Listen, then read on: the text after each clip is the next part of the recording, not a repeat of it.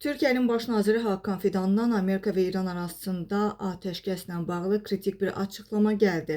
Gündəm xəbərin efirində 13 aprel tarixidir və bir məlumatı diqqətinizə çatdırırıq. Belə ki, Türkiyənin Xarici İşlər Naziri Hakan Fidan Amerika və İran arasında davam edən diplomatik təmasların gələcəyi ilə bağlı mühüm və nikbin bir bəyanatdan çıxış edib. Belə ki, nazir İslamabadda və digər kanallarla aparılan müzakirələrin texniki mürəkkəbliyinə toxunaraq ateşkəs müddətinin əhəmiyyətli dərəcədə uzadıla biləcəyini işarə vurub. Hakan Fidan qeyd edib ki, hazırda masada olan mövzuların genişliyini nəzərə alsaq, 15 gün ərzində tam və əhatəli bir sazişin imzalanmasını gözləmək texniki cəhətdən real görünmür. Nazirin sözlərinə görə, əgər tərəflər danışıqlarda ciddi bir irəliləyiş əldə eləsə, ateşkəsin daha 45 və ya 60 gün müddətinə uzadılması məsələsi də gündəmə gələ bilər və bu əlavə vaxt problemlərinin köklü həlli üçün də zəruri hesab olunur.